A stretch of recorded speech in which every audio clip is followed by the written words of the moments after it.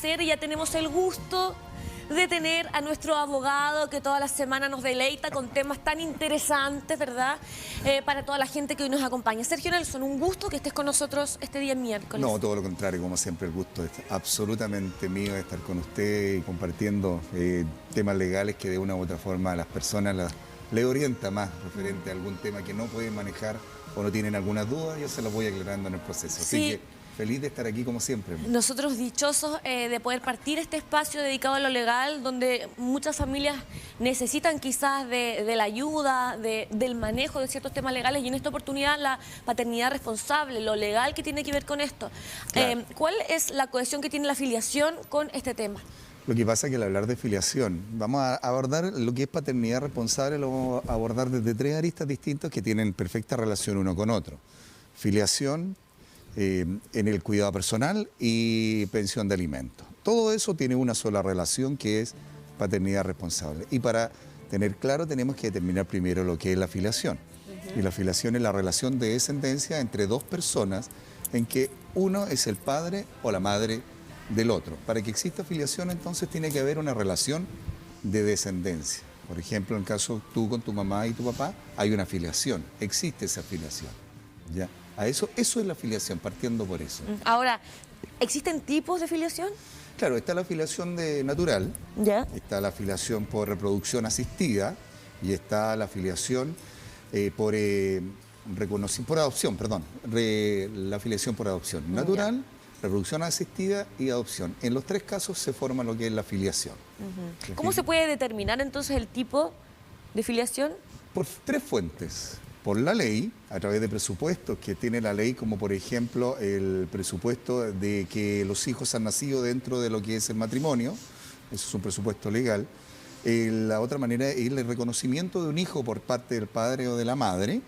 Y la tercera manera, a través de una resolución judicial, cuando un hijo quiere que un padre o una madre lo reconozca. Entonces, eso es todo lo que tenemos en relación a lo que es filiación. Ya la relación de descendencia entre dos personas cuando uno es el padre o la madre del otro. Y así se puede dar la filiación.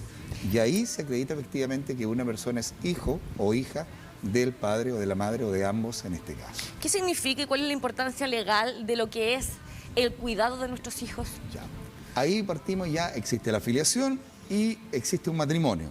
Supongamos que este matrimonio, bueno, partiendo, está casado y existe el cuidado personal de los hijos. En el fondo, lo que antiguamente o anteriormente se llamaba la tuición de los hijos, donde ambos padres se hacen cargo tanto de la crianza como la educación de los hijos, cuando existe dentro de un matrimonio, ¿ya? Eso en el fondo es el cuidado personal. ¿Quiénes son los que finalmente, y yo creo que es el punto más importante, quién es el que debe hacerse cargo de este cuidado? Claro. ¿Ambos dos, aunque estén separados? Claro, ahí entra el punto que primero, si bien es cierto, lo conversábamos, desde que están casados, se termina el matrimonio, se separan, ya el papá vive por una parte, la mamá vive por otra y hay hijos de por medio. En este caso, si ambos padres están vivos, ambos se deben hacer responsables del hijo. ¿En qué sentido? Aquí entra a regir lo que se llama el principio de corresponsabilidad. ¿El cuidado personal compartido es lo mismo? Claro, es que ahí, mira, aquí cuando vamos viendo de que ambos se tienen que hacer cargo desde el punto de vista del principio de corresponsabilidad, que estamos hablando de una paternidad activa, responsable, permanente, equitativa de ambas partes, donde se tienen que preocupar de la crianza. Ahí, en la tuición compartida, se hace efectivo el principio de corresponsabilidad.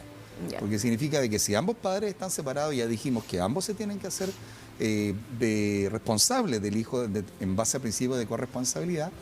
Aquí el principio de corresponsabilidad entra en pleno, hace su efecto. ¿Ya? Entonces, ¿en qué sentido? Por ejemplo, la tuición compartida siempre lo van a entender algunos padres como que ya tienes 15 días contigo, 15 días conmigo. 15 días en mi casa, 15 días en tu casa. Eso estamos hablando por lo general de lo que es una tuición compartida, pero no necesariamente tienen que ser esos 15 días. Puede ser, te puedo ver todos los fines de semana, te puedo ver cada 15 días. Eso se regula en lo que es las visitas. Que es lo importante aquí, reitero, voy a ser un poco majadero en ello, el principio de corresponsabilidad.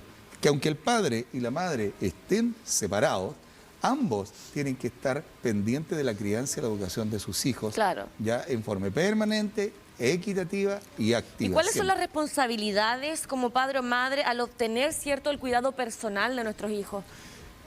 Primero que todo, lo más importante es la crianza y la educación. Al Ya. hablar de crianza, estamos hablando de todo el proceso de crecimiento de los hijos dentro de lo que es un hogar, y la educación, por supuesto, todo lo que es el proceso de colegio, educación desde el kinder, educación básica, educación media, e incluso hasta la educación universitaria. ¿Ya? Esto siempre tiene que quedar de mutuo acuerdo entre los padres. Siempre tiene que haber un acuerdo de cómo se va a hacer la visión o cómo se va a hacer el cuidado personal de los hijos. Y si uno de los padres, en este caso, tiene solamente la tuición, él, además de tener la tuición, tiene la patria potestad. ¿Y qué es lo que es la patria potestad? Los derechos y deberes sobre los bienes de los hijos hasta que él sea mayor de edad o se emancipe en este caso. Claro. ¿Fije? ¿Qué criterios debería de tener un juez para conceder, por ejemplo, el cuidado personal de nuestros hijos? Ya. Mira, lo que pasa, Constanza, que estamos hablando de que pasa que un matrimonio se separa. Aquí hay dos alternativas. En el momento de la separación es una separación madura, una separación en buenos términos, pensando siempre en el interés superior del menor. Entonces, se puede dejar estipulado el acuerdo completo y suficiente para el hijo. Caso contrario, lo va a determinar un juez, cuando no hay acuerdo. ¿Qué es lo que determina el juez? Por ejemplo, el entorno donde vive el hijo o va a vivir el hijo. El entorno no solamente desde el punto de vista parental, sino desde el punto de vista familiar. Va a haber también la capacidad de colaboración de un padre con el otro. Por ejemplo, si yo me quedo con el hijo, oye, ven a verlo cuando quieras. Fijemos, tienes todo el derecho a verlo. Pásalo a buscar después de clases, me lo vienes a dejar. Y la otra parte dice también, no, yo te lo voy a dejar. Hay una separación de carácter madura, de carácter que están pensando en los hijos. También el juez determina escuchar al niño. Entonces los antecedentes que acredita el niño también son importantes. Peritaje de carácter psicológico, que se lo pueden hacer tanto a los padres como a los niños. Claro. ¿Ya? Tiene que haber también la parte económica de cada uno, cómo ha sido o cómo es capaz de cubrir la parte económica del hijo, cómo se ha aportado durante el proceso en que estuvo el hijo viviendo con uno o con ambos padres. Todos esos son los criterios, pero siempre el juez velando por el interés superior del menor, que es lo que importa acá. ¿Qué pasa en el caso de que ni padre ni madre se encuentren preparados para esta labor que es fundamental para el desarrollo de los niños? ¿Podría en este caso hacerse cargo otra persona que no fuese ni el padre ni la madre? Me imagino que sí. ¿Cómo se puede llevar a cabo esto? Claro, lo que pasa es que en este caso, ya, supongamos que existe una inhabilidad, ya sea de carácter física o moral, de parte de uno de los padres. Inhabilidad física, es decir, que no está en condiciones físicas de atender o hacerse cargo de un hijo por alguna enfermedad, por ejemplo. Y moral, porque no tiene la suficiente capacidad o madurez, pues tiene otros intereses antes que el cuidado del hijo. Ahí entran en juego los descendientes más cercanos, los ascendientes más cercanos. El abuelo. El abuelo. Y el abuelo, ¿qué es lo que hace? Como se diría comúnmente, el abuelo lo pelea. El abuelo pelea la tuición. Claro. Porque él también dice, ni el papá ni la mamá, o la mamá no es capaz de... O muchas veces son súper pequeños, claro, tanto padre como madre, entonces no tienen las cosas claras, no saben muy bien cómo abordar el tema de la paternidad o maternidad, ¿verdad? Claro. A los 16, 15, entonces, 16 años.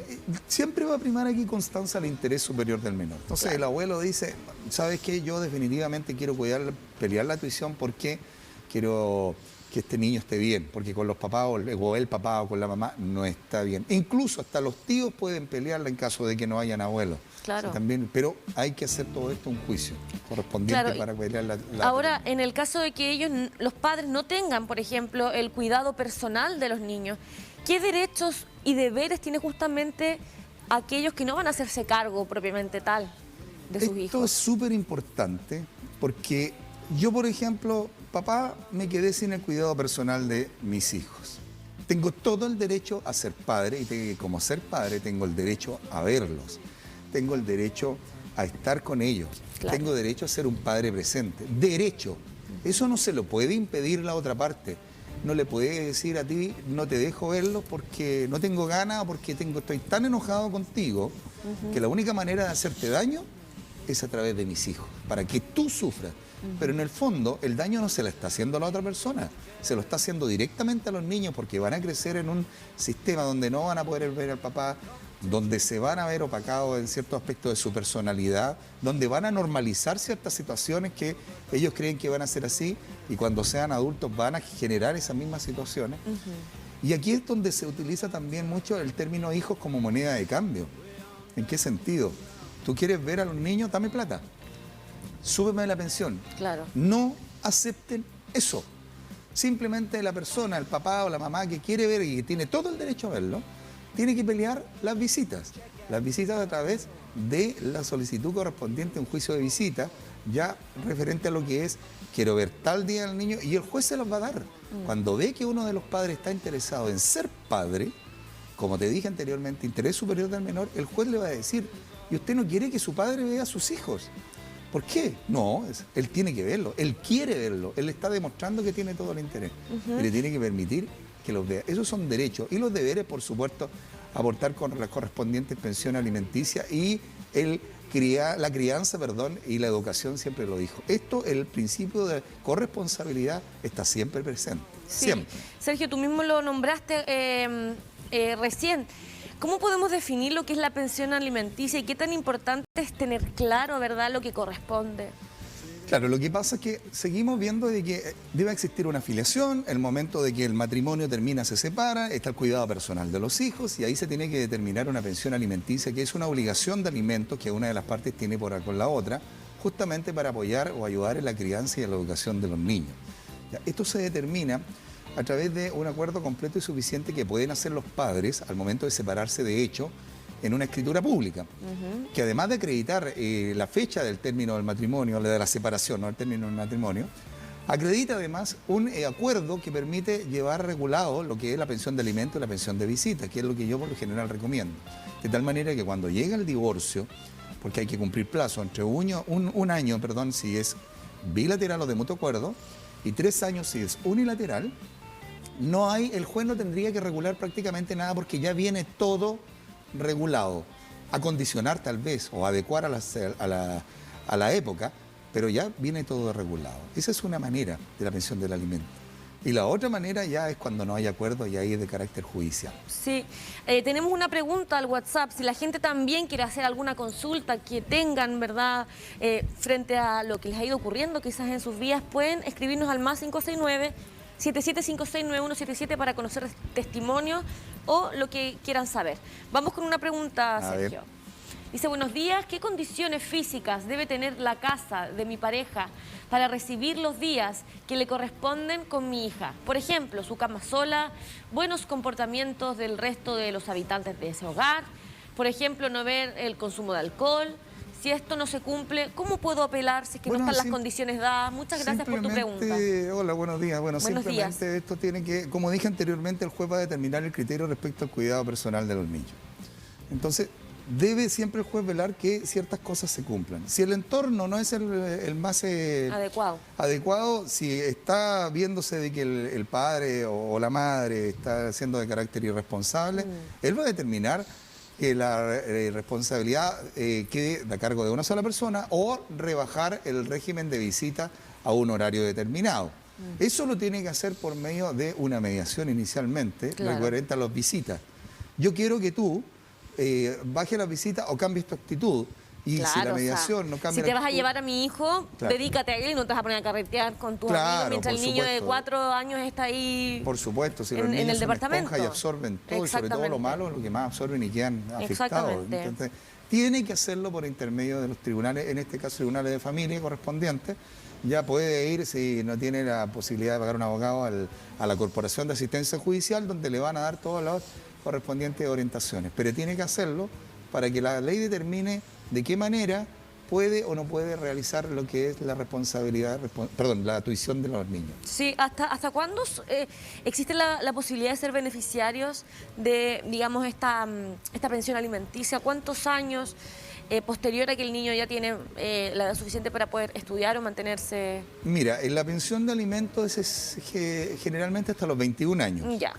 Pero si está estudiando se alarga, ¿no? Si está estudiando el hijo o la hija, esto se alarga hasta los 28 años mientras estudia. Si, por ejemplo, la hija o el hijo en este caso termina la profesión, se titula a los 25 años, 24 años, salió un hijo genio y a los 24 está titulado y a los pocos meses está trabajando y está generando, él puede terminar, o la persona que está dando la pensión puede finalizar ahí la pensión, pero para eso tiene que hacer un cese de alimentos. No es llegar y decir ya no pago más, porque ya él está, tiene que ser el cese correspondiente de alimentos. ¿Ya? Y ojo, cuando se cumple la edad legal, que son los 28 años, mucha gente dice, no, es que yo ya cumplí, él cumplió 28 años, por lo tanto no doy más. No, señor, también debe hacer el cese de alimentos, porque si no lo hace, se siguen acumulando. ¿En qué consiste ese cese de alimentos? ¿En qué consiste? Bueno, el cese de alimentos... ¿Judicialmente igual? Yo te lo voy a comentar. Si, por ejemplo, más claro te lo voy a hacer con un ejemplo gráfico. Yo tengo un hijo, es mi hijo, cumplió los 28 años ya, no corresponde darle más, entonces tengo que solicitar una mediación por cese de alimentos. Esa mediación va el hijo y el papá. Perfecto. O la mamá, porque también puede darse en viceversa. En la mediación, el papá dice, ¿sabes qué, hijo? Estamos en condiciones de que ceses la pensión de alimentos porque tú cumpliste la edad correspondiente, no me correspondería darte más dinero. El hijo, que va a ser criterioso, va a decir, efectivamente, padre, tienes toda la razón, llegamos hasta aquí. El mediador va a presentar el acta de mediación al juez y el juez, en base a esa mediación que tuvo éxito, va a determinar de que los alimentos cesan. Pero también existe la posibilidad que el hijo diga, no, papá, yo quiero que me sigas dando más dinero. Entonces, ¿qué es lo que hace el papá? Perdón, ¿qué es lo que pasó ahí? Mediación frustrada. Se presenta el acta de mediación frustrada, ya el papá presenta todos los antecedentes que acreditan que efectivamente se cumplió la edad legal o que el hijo está trabajando o que el hijo está remunerando y el juez determina el cese de los alimentos en ese caso. ¿Qué es lo que por lo general se debe probar en un juicio de pensión alimenticia? Bueno, se debe probar, por ejemplo, la capacidad económica de los padres. Siempre la capacidad económica, es decir, de qué cuenta de ingresos para poder cubrir las necesidades del menor. Se debe probar las necesidades que tiene el menor. Las necesidades de educación, las necesidades de alimentación, las necesidades de vestuario. ¿Ya? ¿En qué sentido? Por ejemplo, y se debe determinar también cuánto es el monto a que va a dar cada uno de los padres, porque claro, por ejemplo, yo digo, el juez determina, o la mamá dice, vámonos, la mamá dice, yo quiero que tú me des 1 millón de pesos, ¿ya? Pero muchos dicen ese millón de pesos, pero ¿cómo te voy a dar 1 millón de pesos si el colegio cuesta 100.000 pesos? Claro. Con 100.000 pesos tú vestes al hijo, y los remedios costarán otros 100.000 pesos, estoy poniendo un ejemplo, ¿no? Claro. Te puedo dar 300.000 pesos. No, es que mi hijo necesita esto, yo viajo, yo salgo, yo voy para allá, a él le gusta el sushi, bueno, pero para eso a él le puede gusta trabajar esto, igual y solventar esa otra mitad. Claro, y esos criterios... Claro, uno tiene que ver la realidad igual del padre para poder ver lo que pedir, ¿no? Claro. Me imagino que eso igual está a cargo judicialmente por gente que está... No, por supuesto. Que es experta y que sabe lo que pedir o no pedir en cuál Claro, porque efectivamente siempre se pide un monto determinado de acuerdo a los ingresos, porque también el padre o la madre tienen que vivir. Exactamente. Y en estos casos también el padre o la madre hacen una nueva vida, una nueva familia, y ese ingreso que tienen no es solamente para el otro hijo, sino que también tiene que cubrir la nueva familia, ¿te fijas? Exacto. Vamos a leer entonces una siguiente pregunta de la gente a esta hora de la mañana que en el matinal. Dice, hola, ¿a qué edad los hijos pueden decidir con qué padre quieren vivir?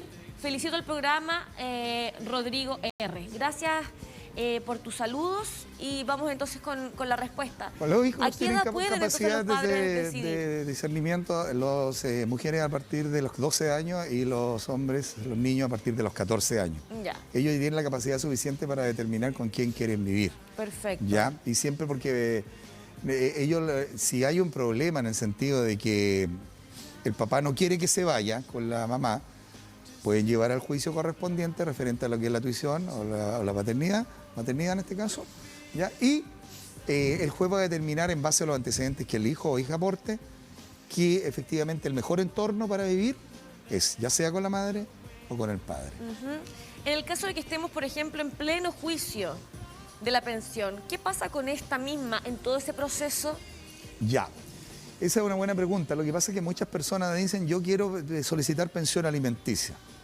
¿Ah? Entonces, ¿Cuánto va a demorar el juicio? Pucha, el juicio de pensión alimenticia puede demorar 3 meses, 4 meses, 2 meses, 6 meses, porque hay mucho trabajo. Entonces, ¿y qué pasa en el intertanto? ¿Me quedo sin pensión? No. En la primera resolución que dicta el juez, en la primera tiene que determinar los alimentos provisorios.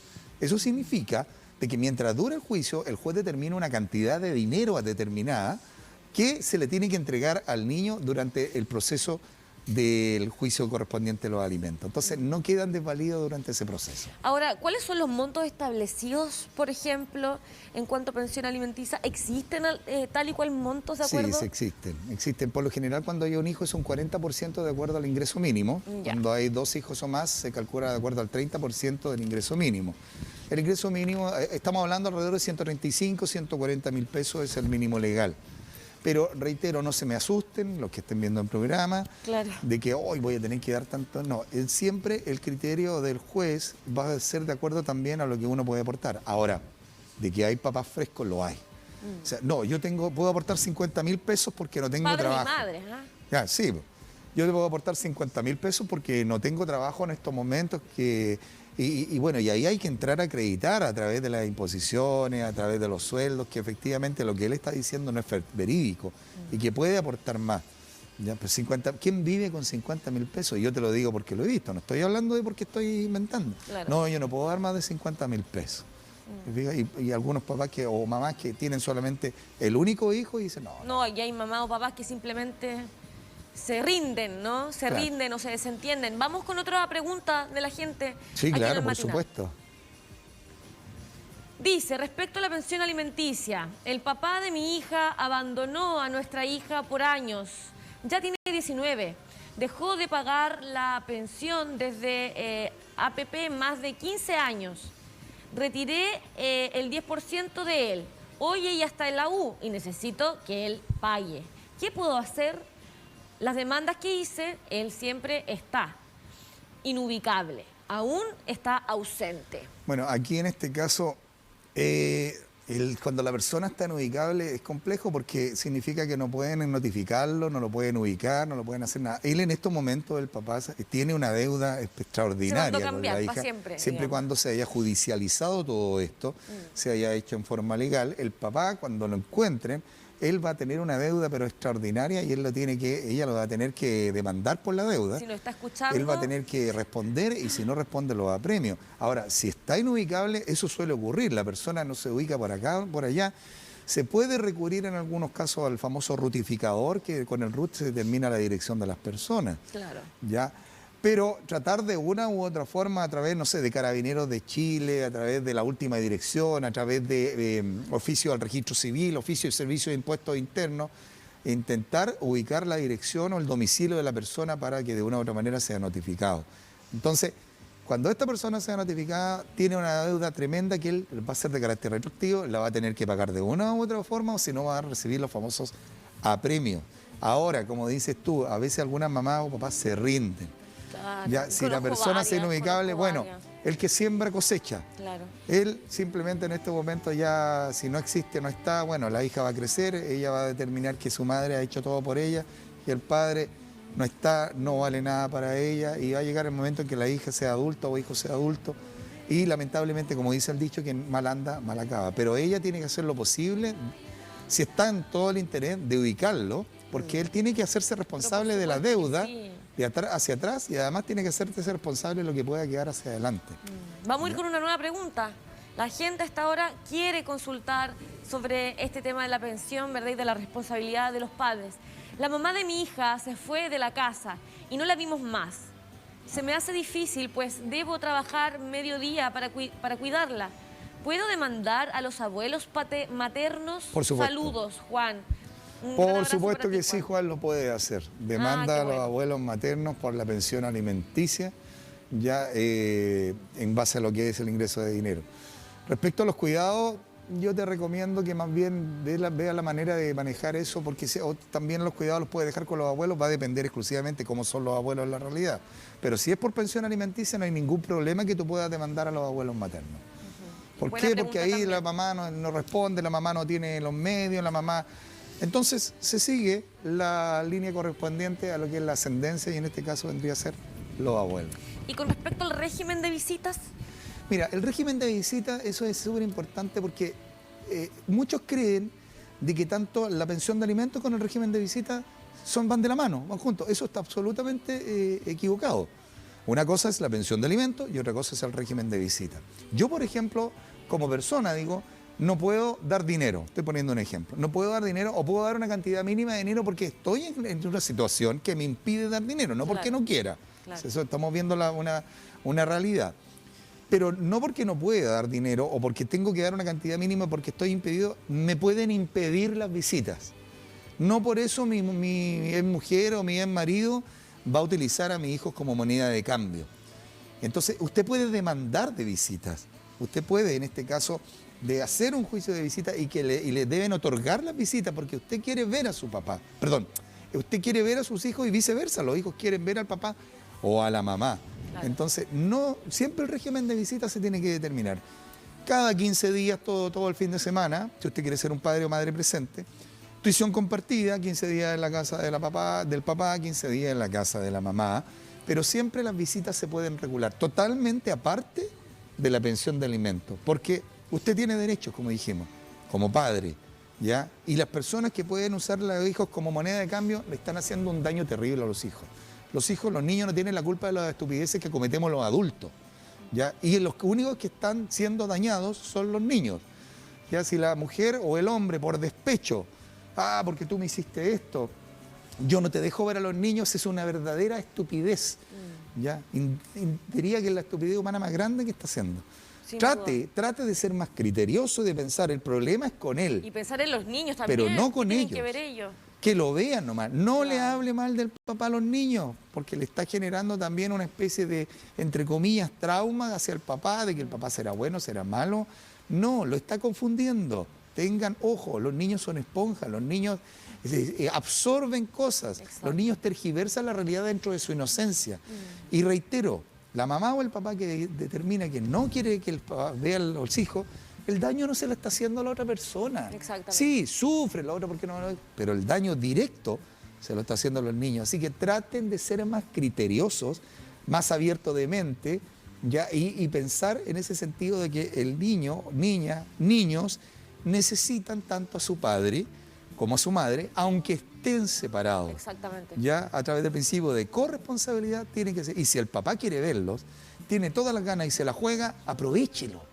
Aproveche eso, porque significa que él quiere ser padre ante todas las cosas. Sí. Ahora, si el papá es de eso o la mamá es esa que desaparecen, no hay que hacer al respecto, claro. No hay nada. Tratar de llevar la fiesta lo más en paz posible para que no haya daños con respecto a los niños. Claro. Ese es el tema que vamos a tratar justamente luego de la pausa comercial. Agradecerte, como siempre, todo lo contrario, la posibilidad de tenerte acá resolviendo dudas que la gente en casa tiene con respecto a lo legal.